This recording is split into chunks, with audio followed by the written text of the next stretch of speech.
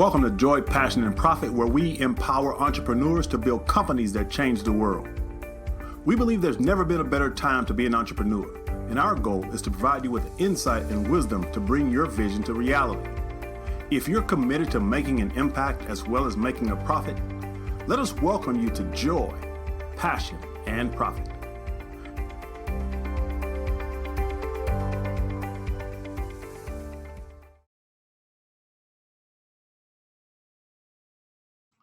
Hello and welcome to Joy, Passion, and Profit, where our intention is to empower entrepreneurs to build companies that change the world. This show is based on a lesson I learned from my grandfather. When I was approximately 10 years old, I remember walking up to my grandfather and I told him that I was going to be rich when I grew up. And he asked me how I was going to do that. And I told him that I was going to own my own company. And he said, well, that's a great goal to have. And if you're going to be rich, I'm going to share 2 lessons with you that you must understand in order to be rich. He said, lesson number 1, you must realize that you have to think like rich people. He said, the only difference between rich people and poor people is how they think. He said, lesson number 2, if you're going to be rich, you have to learn how to listen. He said, because rich people will tell you how they got rich, and it's up to you to figure out how you can apply what you learned from them so that you become rich. And so I have held on to those lessons all of my life, and it is the foundation for my success. And so what I do with this show is I bring on guests who can share some insights and wisdom to support you in becoming the best entrepreneur you can possibly be. And so joining me today is Dr. Sadaf Sahibzada, and she's a therapist out of California. And we're going to have a conversation about a lot of things, but primarily we're going to focus on burnout. Because as an entrepreneur, it can be very stressful. And so what we need to do is have some tools to deal with some of that stress. So we're going to talk about some of those things. But first of all, we're going to give you an opportunity to kind of get to know Dr. Sadaf a little bit. So Dr. Sadaf, first we want to start with a few icebreaker questions. So first of all, tell us where you're from and tell us a little bit about growing up. Sure. Thank you for that awesome introduction. I'm Dr. Sadaf Sahibzada. I am from California originally. My parents are actually from Afghanistan and came over here in the early 90s. So I do have that origin as well. A little bit about me, I'm just a young professional who recently graduated with my doctoral degree. I have been a therapist for 6 practicing years. Basically, the minute I was able to do it, I did it. And now my work looks more like working with professionals who have experienced challenges in the workplace, challenges in other life domains. A lot of it looks like burnout, and I've had my own fair share of burnout and decided to study on burnout through my dissertation process and sort of have this enlightened vision of what burnout is and what it can be, and it can be very helpful. So that's been the backbone of a lot of my work. Fantastic. Now, name a female hero that you look up to. What was it? Male, female? A female hero that you look up to.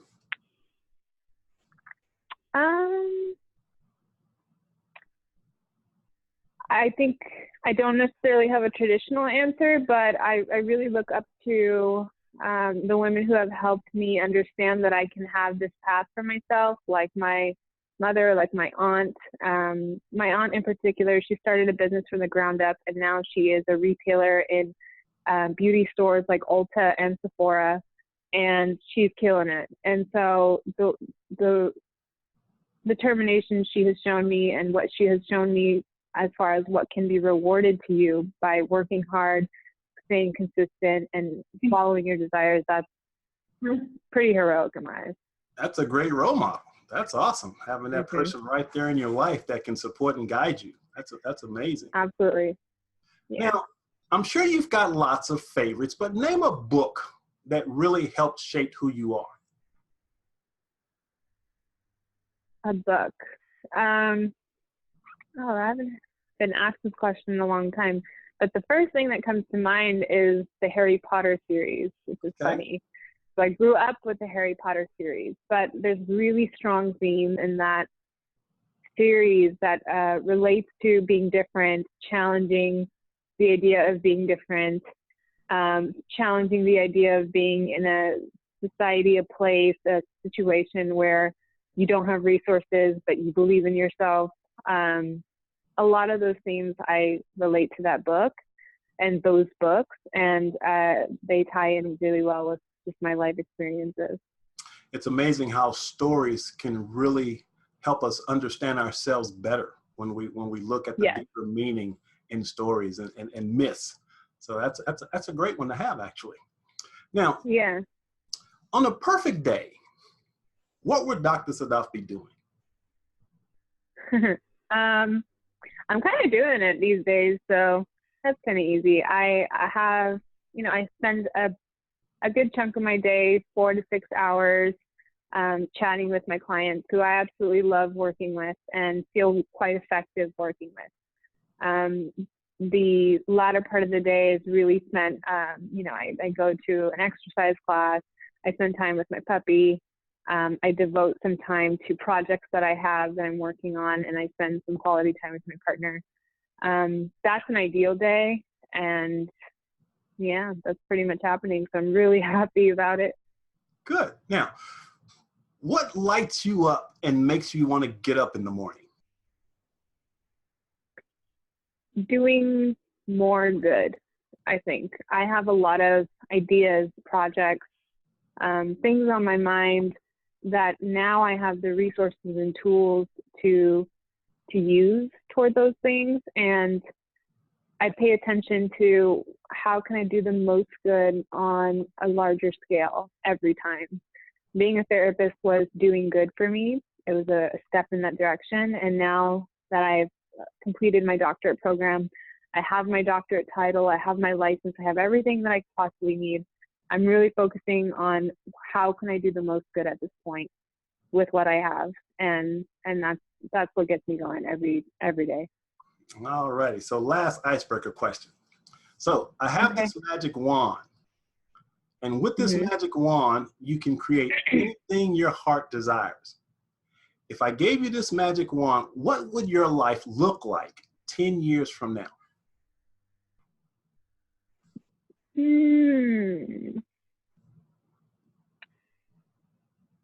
That's a hard question because I thrive on the idea that the universe puts forth what it needs you to have, what it needs you to see.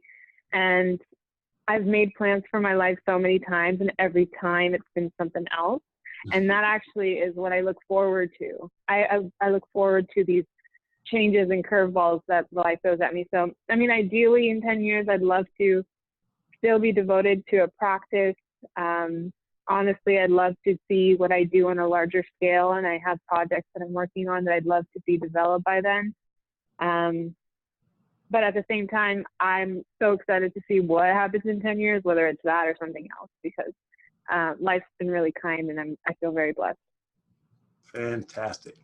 So now I'd like for you to introduce Dr. Sahibzada, the professional. So tell the audience exactly, you kind of touched upon it, but just break it down for us exactly what you do. Sure. So I am a licensed therapist, and I do have a doctorate degree. So there's a difference between licensed therapist, licensed psychologist. The big difference in the psychology license is it's a lot more diagnostic testing, and there's other avenues you can go with the psychology license. I'm happy with the therapy license, which gives me the umbrella of working with any individual within the state of California with counseling, testing, really anything that falls under those two areas. As a professional, I am a therapist.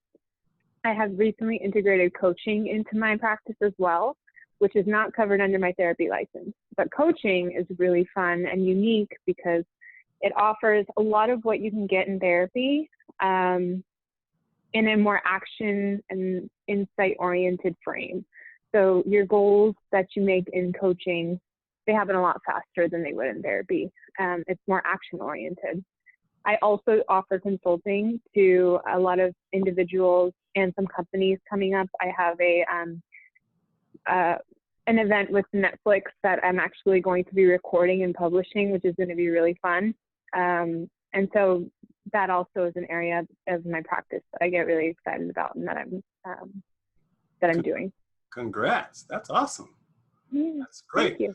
Now, obviously, coaching is a fast-growing industry. And I myself consider myself to be a coach in some ways. I like to consider myself a transformation coach.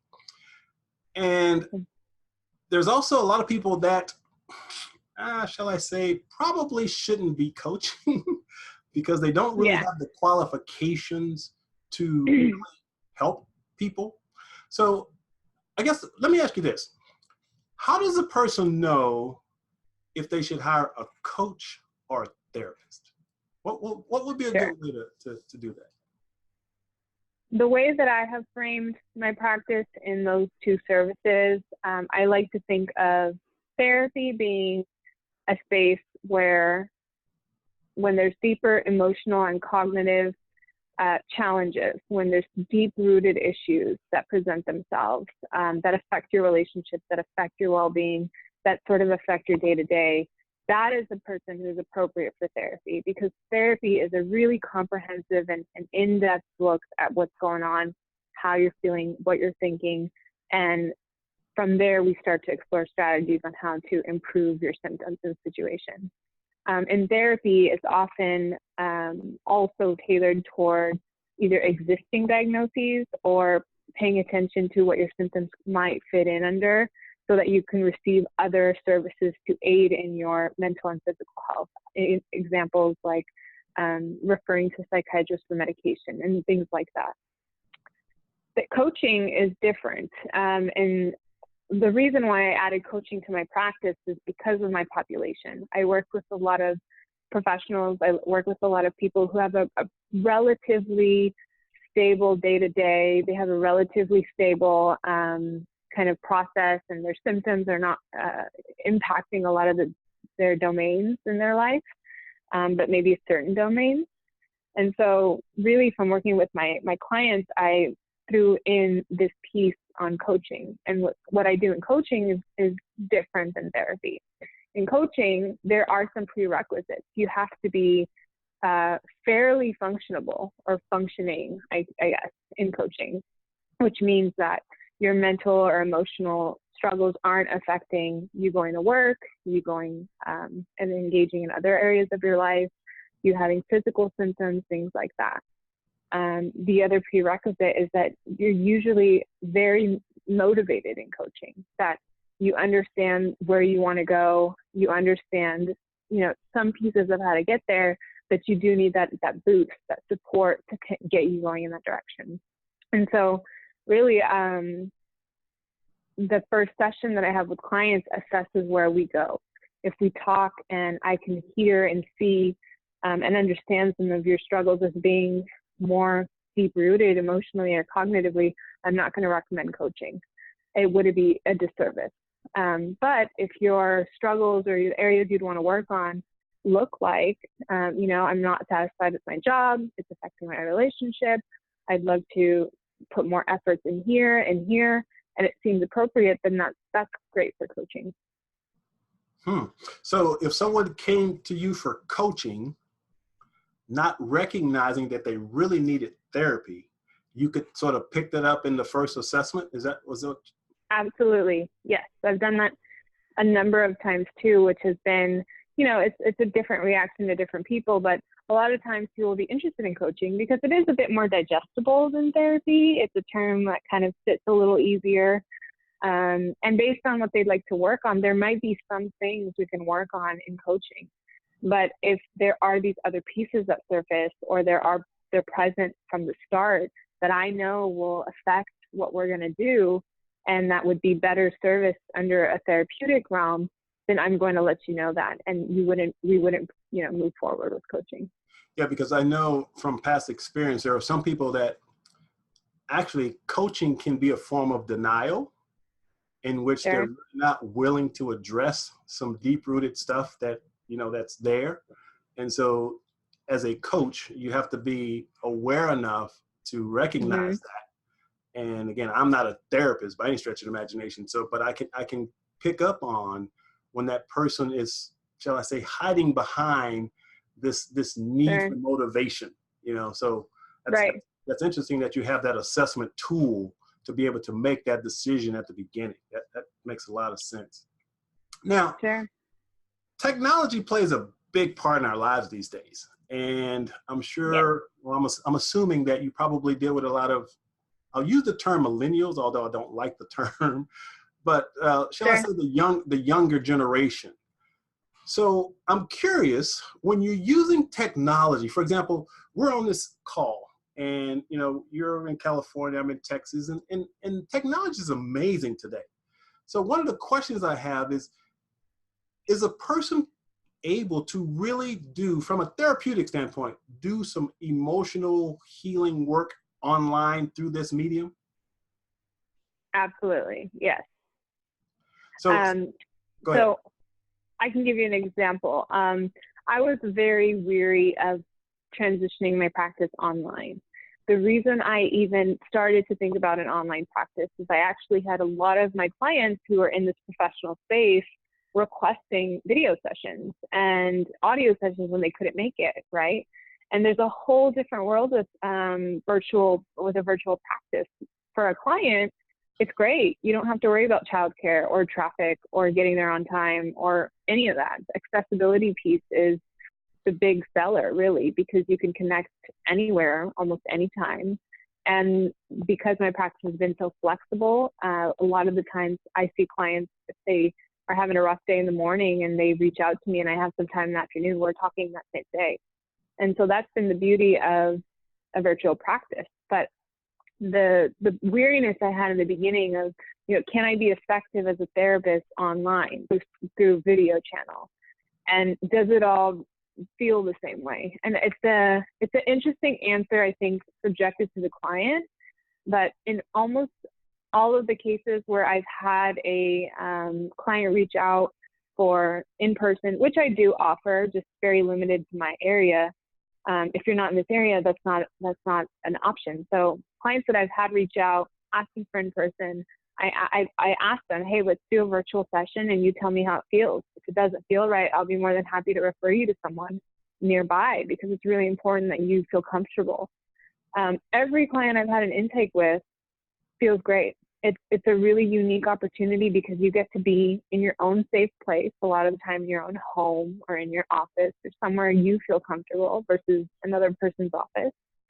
And there's sort of this, it's almost like a layer with technology where you're protected. You can be vulnerable and you're not sitting in front of someone who might arise fears in you, right? Like, if I share something vulnerable, will this anger that person, or will this upset that person, or will this, you know, will she shift in her chair and will she receive it wrong? There's a lot of those pieces that are important in in-person therapy, but for a lot of people, they find comfort in this sort of screen where technology kind of allows that, but there's not a lot of those other pieces. So you can develop through technology this deep space, or this create this space of deep intimacy and trust online. Absolutely. Obviously, there's a big thing with online and just a virtual practice is promoting confidentiality. Platforms like Zoom have a really great way to just create the platform in a way that's HIPAA compliant. So you're compliant with confidentiality laws. And you're also, you know, in a space where your client's information is not going to be distributed or put on speaker or anything like that. But once confidentiality is sort of clarified and understood, there really isn't a lot in the way of the client that would inhibit them from sharing what they would naturally share through this platform. Yeah, and I've been involved with several online men's groups where we've had men from 8 different countries, and we're in the Zoom conference, and the level of intimacy and connection, I mean, it's palpable. I mean, it's amazing the transformation that takes place when a person is open to it, you know, and Sure. create that safe space in which people feel comfortable enough to really share those parts of themselves that maybe they wouldn't share in a room together. So For But sure. And I mean, and there's, go ahead. no, go ahead.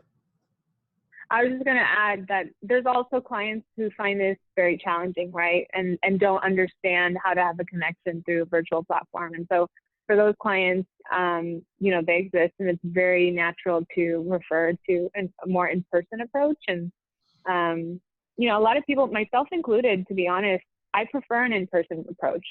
But the flexibility and accessibility of virtual practices makes it like icing on the cake. How do I say no? Yeah, and I think it's a positive trend actually, because again, with the explosion of coaching and what I'll call personal transformational processes and coaches, it's just opening it up more, and I think people become more receptive to using technology in this particular way. So I think it's a big plus. I'm really just fascinated with the technology and what it's doing. So now, yeah. There's a lot of talk right now about mental health, which I think it's a really good. Yeah. And we see the senseless acts of violence of, you know, people shooting up their offices and stuff like that. What, as an entrepreneur, what can we do to ensure that our employees, or shall I say, I'll use the term emotionally stable, but maybe that's not correct. But as an employer, what can be done maybe to sort of be able to identify that person that may be at risk for doing something like that? Is there something that could be done?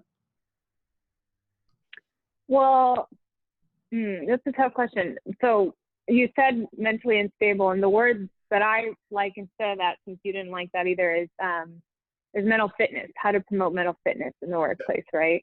I like that. And promote when, that's the kind of term I like. But there's a book, it's called The Culture Code. I forget who writes it.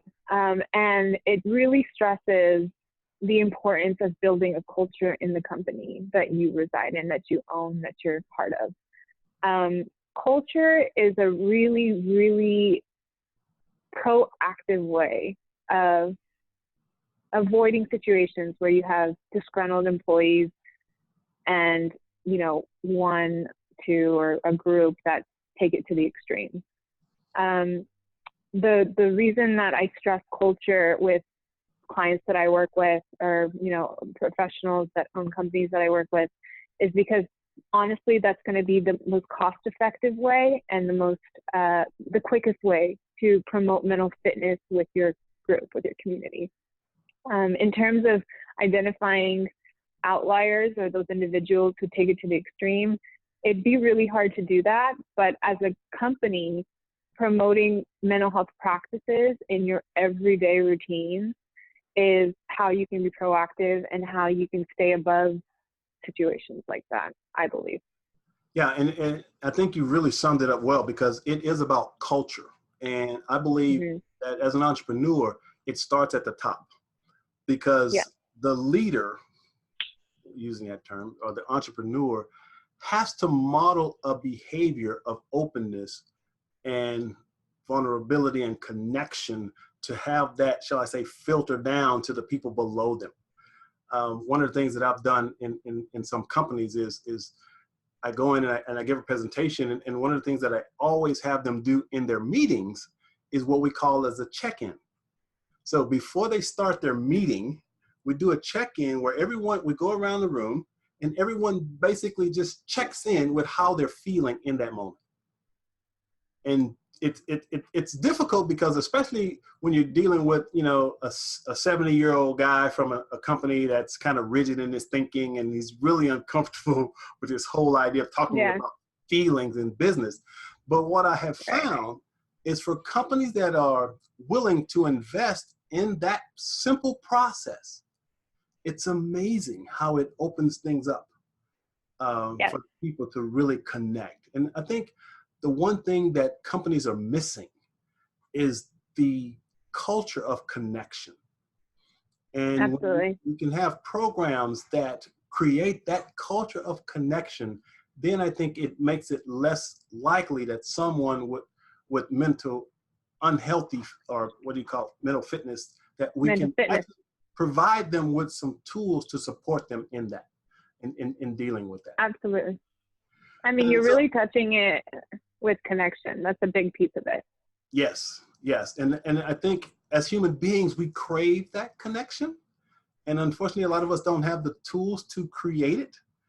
And from an entrepreneurial standpoint, it's a challenge, but I think that's the next evolution of entrepreneur. Matter of fact, I just released a new book last year called The New Face of Entrepreneurship, an entrepreneur's guide to joy, passion, and profits in business. And one of the chapters I talk about, I called it, the chapter is the glue that holds your company together. And that glue is connection. And again, I think human beings are hungry for it. And I think corporations, more than anything, really need to focus on creating that in their culture.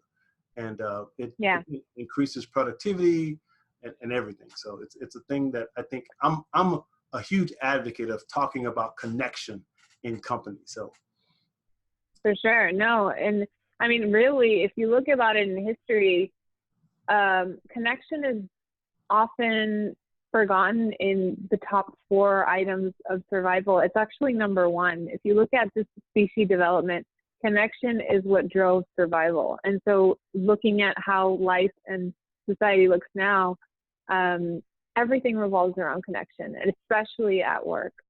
The Culture Code, the book, it's a really enlightening, easy book that outlines very, very simple ways to promote this at work.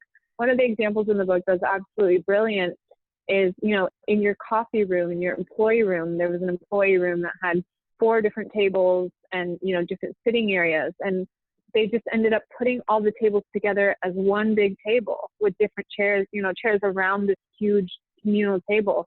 That one act started so many upward trends in the connections of different employees who have spoken to each other, breaking up some of the work groups that, you know, cling to one another. Just doing things like that, you know, making one communal table in the employee room really starts to change. And the book also highlights, you know, culture over profit, that culture needs to come first, and that inevitably aids profit. But when you're looking at profit over culture, you're setting yourself up and your company up in a deadly trap.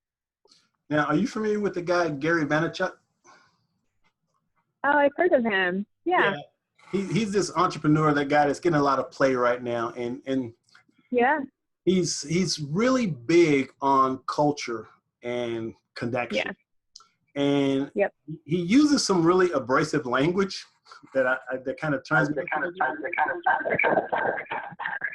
But the message that he's sharing is really powerful in terms of recognizing connection and intimacy. And he talks about his HR person. I can't remember, he gave them a title, but they're like head of connection or something really cool. But he's really into that. And I think, again, it's part of this trend, because as entrepreneurs, we've got to look at ways to be mobile and to be flexible with the changing roles of society. And one of the things that's been missing, I think, in corporate America is, once again, culture and connection. So, but it's pretty exciting when I see people like him that are talking about these types of issues. Yeah, no, for sure. And you look at the big companies, the ones that every company aspires to be, Google, Apple, Uber, this is part of their everyday practices, is building this connection, building this culture. They often have, you know, mindfulness trainings in every part of their, you know, professional development events. It's really, you know, what works. You can't really deny it. And that's another reason why I personally am optimistic about the future, because when I look at, once again, this generation, the younger generation, we'll call them millennials or Xers or whatever they're calling them these days. Yeah. They're much more open-minded, and they've been exposed to these types of things. Yes. Which, again, I think leads to connection. So it's important that we have that. Now, for sure, you wrote an article titled "Burnout Does Not Have to Suck." Yes. I did. Great article. And so I'm certain that a lot of entrepreneurs have experienced burnout and stress. So first of all, how would you define burnout? How would an entrepreneur recognize that they're burnout? Sure. Burnout isn't a very different phenomenon for different people. But I think what's not shared is that everyone has their subjective experience of burnout. So usually it looks like, there's a physicality to it. There's a fatigue, exhaustion. You feel kind of sluggish. Maybe you're sleeping less, sleeping more. There's the physical component for sure. The mental component is really where it gets subjective. If it's related to work, you really hate going to work. You don't want to go to work. Your performance is diminished. Your productivity is low. You don't like what you're doing. You don't believe in what you're doing. You just want your paycheck and want to go home. If it's in family or in relationship settings, there's that same thing. Sort of this dread, this feeling of low motivation, and that entail also contributes to these other thoughts about yourself. So lower self-esteem, lower self-efficacy, not believing that you have a way out or that you can fix it, and feeling sort of trapped. And so that's generally what burnout looks like, but everybody has their subjective experience. And that's been a big part of my work, is learn your subjective experience. It's not going to be what your husband's or your coworker's burnout looks like. Yours looks different. And have you really taken the time to understand and study what your symptoms are telling you? That's where my work sort of starts with my clients, and that's personal work that I had to do, that I had to test on myself. Does this make any sense? If I study burnout, if I have a really challenging time in my life and I pass it through all the suffering and all the negativity, I somehow get through it, how can I take that experience, complete a full autopsy on that experience? What did it feel like? What did it look like? What was going on? How did I react? Take that information, create a strategy, an impact plan is what I call it, is a sort of plan that when these levels of mine get low, when my productivity looks like this, when my relationships start to look like this, I have a plan. This is what my strategy is. I'm equipped. I'm prepared. And the next time I start to see some of these challenges creep up, I can sense them. I can alert myself and go right into my strategy, my plan. And it's almost a muscle memory. It becomes a muscle memory. So the more you do this, and the more you kind of understand what works for you, what doesn't work for you, and as soon as things get fishy, you act, right? You do something. It becomes easier and easier to do that. And so the next time you feel sort of this burnout creep up on you, you can sense it, you understand it, and you know how to get through it. And so that's been my approach on burnout, and it doesn't have to be this terrible thing anymore. If you take the time to study it, you make a plan, and you understand what works for you, you build that muscle memory. You can kick it in its butt every time. Now, you mentioned that we can change the way we experience burnout by changing the way we think about burnout. So tell us a little bit more about that. Sure. Katie McGonigal, I'm not sure if I'm saying her last name right. She was a huge proponent who shared this idea that if we change the way we think about stress, the stress reaction is different. It can be helpful. And so really taking on that concept for burnout, because burnout is usually associated with a high level of stress. However, stress and burnout aren't always in the same situation.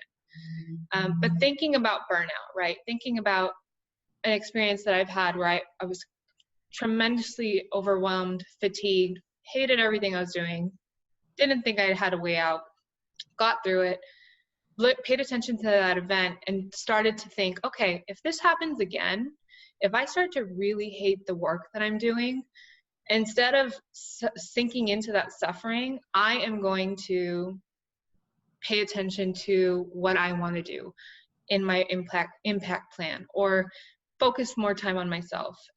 There's a thing that I use with my clients. It's just a pie chart, right? So when you're in burnout, usually I have you draw a pie chart and you let me know what each domain of your life looks like. A lot of them, it looks like 75% work, in the pie chart, and you get like that little sliver of the rest of your life in there. That usually doesn't work for a lot of people. Some people it does. And at the same time, you do another pie chart of what do you want your life to look like? What would it look like if you felt balanced? And you make another pie chart and you compare the two, and then we work on how to go from there to here. And so changing the way you think about burnout, understanding that it doesn't have to be a suffering, it doesn't have to be this situation that you succumb to, that you can be proactive, that you have autonomy, changes how it unfolds, how you physically feel, how you mentally feel, and how long it lasts.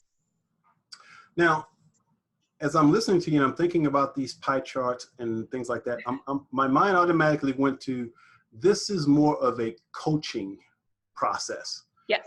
But I'm curious, what impact does unhealed childhood trauma have on an entrepreneur when it comes to burnout? I mean, because I know that from my own personal experience, I had to go through some childhood trauma stuff that I played the motivational game for a very long time, doing the Anthony Robbins motivational stuff and walking on fire coals and all of that.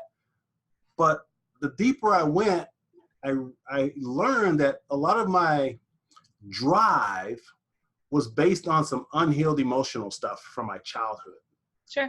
So what impact does that unhealed childhood trauma have when it comes to burnout? Unhealed childhood trauma will affect every aspect of your life. It's not particular to work or burnout.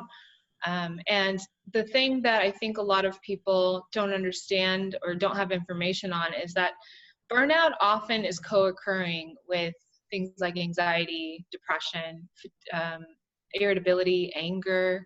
These are very often accommodating and co-occurring with burnout. And so it's a tricky line. It's hard to decipher whether these are symptoms arising from your burnout experience or these are symptoms you are experiencing or have experienced for a long time that have developed from something early on. And so that information doesn't come out right away. And it's hard to kind of understand where everything fits until you sort of develop yourself a little further. But when I do my intake sessions, I ask very specific questions about upbringing and about what have you been told or taught in regards to what a work ethic looks like, or what does hard work mean to you? Give me an example. And that gives me some insight as to what you've been predisposed with and how that might affect, because my clients, a lot of them are in professional settings, how that might affect you in your professional setting. Are you having transference with your supervisor or counter-transference with your supervisor based on relationship challenges you've had in your family? That's often something that comes up a lot in coaching, these challenges with employees or colleagues, and having those projections be rooted from challenges in their relationship with their family members, siblings, parents, and having that projection happen. So those things come up in coaching. It's not inappropriate to address, this is projection, this is what it looks like and what it means. And those are some therapy concepts. But the difference of coaching is we're action-based. So how do we tailor this goal? How do we tailor this next step for you? Being cognizant of the information you have now to get to the point where you want to go. Now, does meditation play a role in reducing burnout and stress?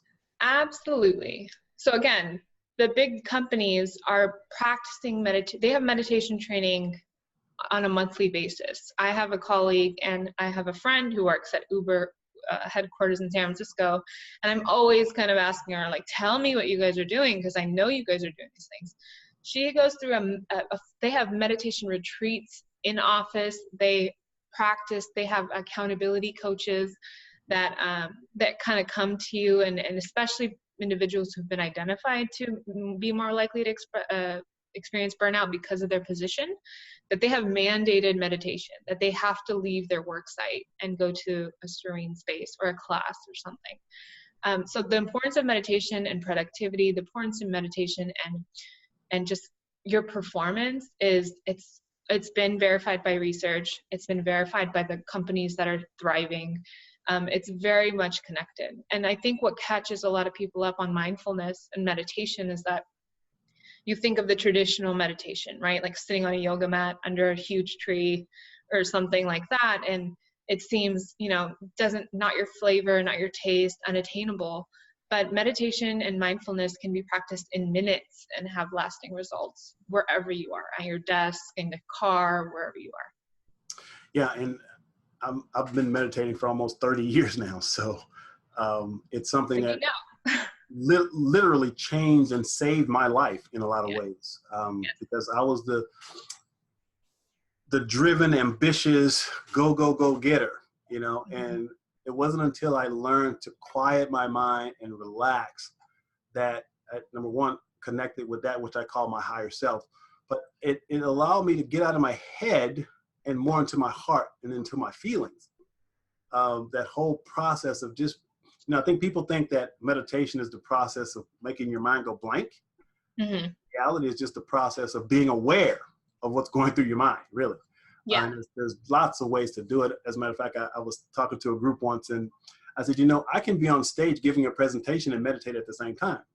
Sure. How can you do that? Yeah.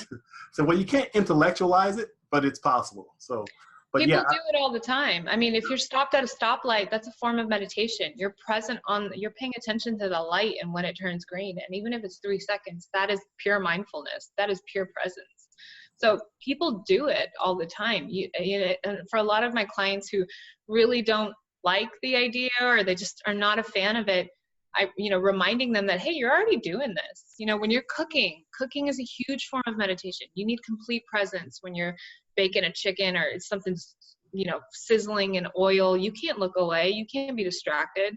So there's a lot of practices that already exist that you're doing that are mindfulness, that are putting you in the present, and just upping that up can be really helpful, or just paying attention to what you're already doing can help too. Yeah, and I'm a huge fan of Eckhart Tolle and the power of presence and being in the moment and how powerful that is. And I think personally every entrepreneur should have some sort of meditation practice because it only benefits them without question. Now, with that being said, from your personal experience, how important is spirituality to an entrepreneur? Sure. This has been actually a topic that's come up a lot recently from colleagues, from clients. And it's an interesting topic because I think as a provider, I can't have a 100% stance on how I practice and how I implement spirituality. That it's very subjective. And with my clients who have brought up, spirituality and how it has been helpful or even not helpful for them, I have to say it becomes a very beneficial part of the work, paying attention to what connects you to what connects you to this world, what connects you to others, and where do you find that power. And, for some people it can be religion, for some people it's not religion, for some people it's nothing, but even nothing is something, right? There's a force. And so a lot of the time I think especially in the work that I do, it's not so necessary understanding what it is. More importantly, it's really helpful to delve into how to use this thing, this force, this energy, this space. And so one way to hone in on exploring that space is mindfulness and meditation, because you are starting to listen to your inner self and what goes on for you. And then for some clients, I have clients who are really deeply spiritual, and we promote that in the work that we do. And I love doing that because it's a subjective experience, and I want to make sure the language is the one that works for you. And so if it's spirituality that works for you, then that's going to be part of our work. Yeah, and in no way do I promote any type of religious dogma or doctrine, but what I have come to believe and to know from my own self personally is that actually I came up with my own definition of spirituality. And this is just Michael Taylor's Definition. Okay. My definition of spirituality is the moment-to-moment recognition and acknowledgement of my connection to something greater than myself. Yeah, there you go. That really works for me. Keeps me grounded to that which is greater than myself, and it doesn't have to have any kind of label, any kind of title, but it just really works, and it's the driving force of my life, actually. Yeah. Sense of purpose and so forth. So now I do want to add really quickly that in just working with professionals and the audience that this discussion is tailored to, that spirituality can be a really, really impactful addition to your life and your practice when you're in a position of high power and high control. Because when things get rough and when you have struggled in maintaining autonomy in certain areas, that's where spirituality comes in for a lot of my clients, where I'm in this huge position. I don't have an answer for this, but I have a belief. I have a connection that I trust that will get me through. And I think it's particularly helpful for people like entrepreneurs, like business people, like professionals, when a lot of things are not necessarily in your control. There's not full autonomy. And if there is full autonomy and something goes wrong, there's no one to blame. It's sort of your responsibility, but where do you get that support? And spirituality can be there for you in that way. Absolutely. Absolutely. And, I think for me, my spirituality gives me this humility that really keeps me from being ego-driven. Mm-hmm. It really helps me acknowledge and be grateful that, I've been given certain gifts and talents that are to be used to make the world a better place. Yeah. So it's a really grounding practice of recognizing that I'm connected to that thing, whatever that you want to call it. So it's right. important in my life. Now, I read an interesting article the other day. Okay. And it said, why I left my white therapist. And it was by an Asian woman. And the subtitle of the article was, she perpetuated the trauma that I had sought out therapy for in the first place. Mm-hmm. So how does a therapist uncover their hidden biases, maybe, that may keep them from being effective in therapy? Sure. This is a huge part of going through your studies. I know that in my master's program and in my doctorate program, a lot of the purpose of the program is uncovering who you are, what your biases are, who you can be effective with, all of those things. And so it's sort of shame on the therapist when you have a therapist who hasn't taken that time to really offer themselves that introspection on, how might I perceive somebody and how might somebody perceive me in this space? And what do I need to pay attention to with certain types of people, certain types of populations, certain types of cultures that may be helpful and the relationship may not be helpful. I've done this on my own for a lot of my clients, where I am cognizant of the biases that might be present in the room, and I try to do my part. And as a professional and a human, your intentions are always usually good, but it's really hard to understand how that gets received. And so that's a tricky thing about therapy. And I think that article sounds familiar, and I've read a lot about, I'm really big on cultural competency in this field, and there isn't a lot, I think there could be more discussions around cultural competency in the mental health realm. I think there's been a lot more diversity in this field as far as seeing different faces and seeing different cultures present in that space.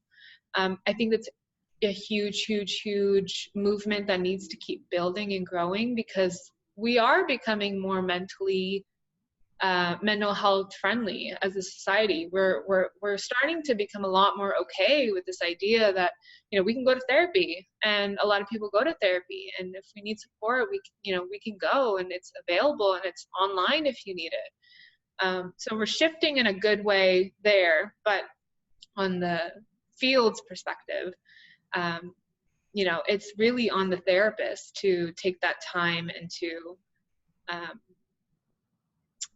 be an honest provider and understand that certain people and certain populations, you know, it might not work out, and to be cognizant of those biases and make a really safe space. Yeah. And I think you really summed it up when you said being human. Yeah. Because that's what it's really all about. And if we move past the titles and the labels and this ethnocentric worldview that we're different based on ethnicity, and recognize that we're just human beings, right, all looking for the same thing, and be able to connect, that will solve a lot of the issues. Now, so somebody's watching this video right now and they're thinking to themselves, you know, I think I really need to go to therapy. What 3 things should a person look for? Just 2 or 3 things that you would recommend for them to look for when they're getting ready to choose a therapist. Okay, well, I think the first thing that comes to mind, and this is a very subjective opinion of mine, I think because myself, I'm a younger professional, right? And I'm a younger clinician in this field. I'm part of a group of clinicians that went through a different type of training style. And I feel like younger clinicians, because the society has changed, because culture has sort of shifted, and because, you know, what we're being taught in our program and what we're observing in real life looks different than maybe the reality of older clinicians. Different people might connect better with the younger clinician. And different people, what I'm observing are those millennials, those the tech-friendly age that has experienced society the way it has developed the last 20 years, which is very different than the last 40 years, right, as a whole. And so I have a lot of colleagues who are often thinking, I need to go approach an older clinician if I'm going to therapy. I need someone who's very experienced, who's been doing therapy for 40 years. That's the clinician I need. But what I often hear is that, you know, they take that route and there's a disconnect. And because there's a disconnect, the therapy is just not going to work for them. And so the first piece is understand that different therapists in different trainings and in different years of experience have had different exposure to what society looks like and what challenges can be present now.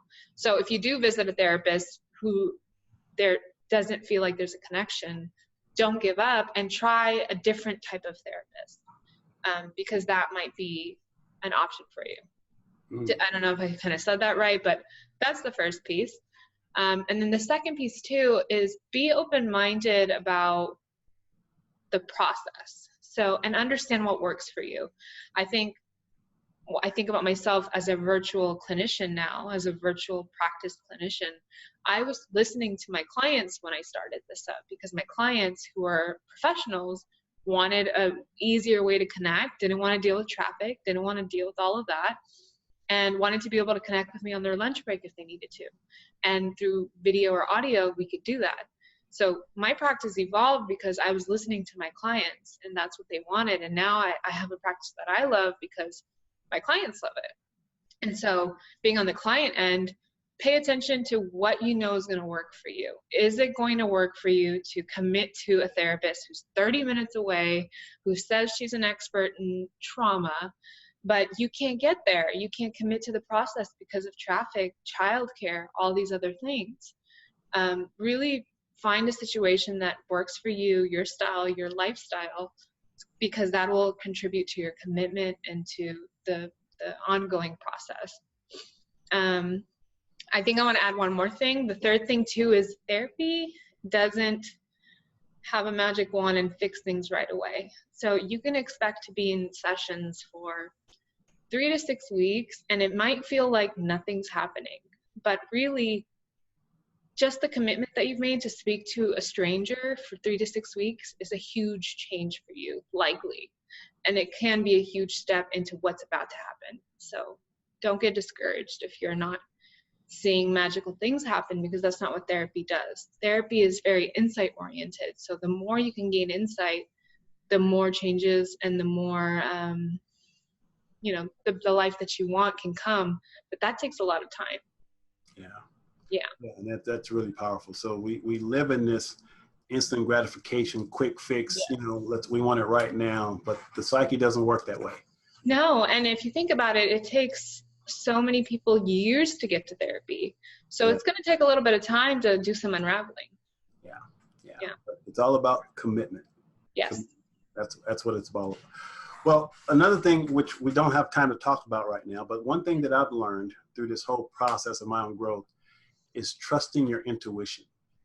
Yes. Listening to that still small voice inside of you. And this is a perfect example. When I saw your thing on LinkedIn, I felt this immediate connection to Thank you.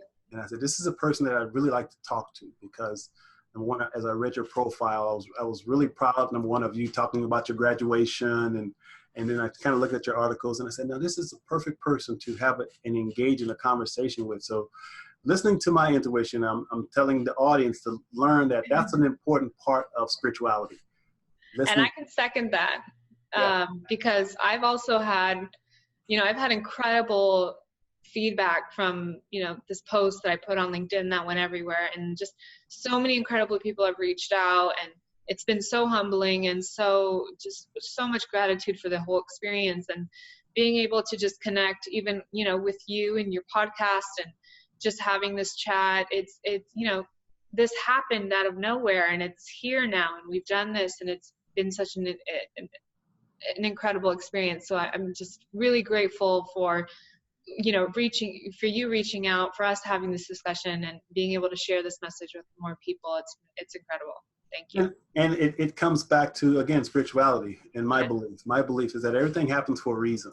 Yeah. And there's no accidents in the perfect universe. And so I think actually we were brought together by divine order, and having this conversation and sharing it with people, because I think we have the same intention. Is sure. How can we help people heal so that we can heal the planet? That's really what it's all about. So again, I'm really glad that we've connected, and it's just been an absolute pleasure. So now I'd like to give you an opportunity to share with the audience how they can reach you in case they're interested in talking to you. Yeah, absolutely. I do have a website that just has a bunch of information on there. It also has my blog post. It's www.drsadaf.com. I would love it if we connected on LinkedIn too. I'm using LinkedIn a lot more now, and I've established this wonderful community on there, and I just love engaging with everyone on that platform. So that's also a really great way to find me. I do have a webinar coming up, which I'm finishing up, that is going to be, I hope, helpful to more people, and it is covering the burnout process and how to reframe burnout. And, I'm hoping that can be a resource for your listeners or just anyone out there who kind of has these struggles going on for them right now. So that information will be on LinkedIn and my website as well. And go ahead and spell out your website address, please. Okay. Do you want me to do it again? Yeah, but spell it out. Spell your. It's www.drsadaf, which is DoctorSadaf.com. There we go. DoctorSadaf.com. Perfect. Now, I just want to give an opportunity now for any closing thoughts that you have as we wind down. Anything you want to share with the audience, whatever comes to mind. Just appreciation for listening to this recording, if you did, and also just a reminder that we live in an incredible time now where support is available anywhere, anytime, really. And so being able to have information, to build courage to reach out, that's just the big message that I hope everyone got from listening to this. The other piece that I also want to stress is that I'm a child of an immigrant, and I sort of made this reality possible for myself, and that it wasn't, me breaking down walls and this heroic thing. I just kind of stick to my intuition and dedicated my whole entire self to my process. So just words of encouragement there that, you can really do anything. People say that and it's cliche, but you absolutely can. And you do have to understand that support is on the way, and to take advantage of that is key. So just that, and thank you. And I definitely concur with that. Anything is possible. Yeah. So Doc, thank you so much for sharing your wisdom with us. I Thank you, really appreciate it. And I'm hoping and looking forward to some future collaborations with what we're doing. Thank you, Michael. I appreciate it. All right. So this has been another episode of Joy, Passion, and Profit. So always remember, express your joy, share your passions, and be grateful for your profits. We'll see you next episode. Take care.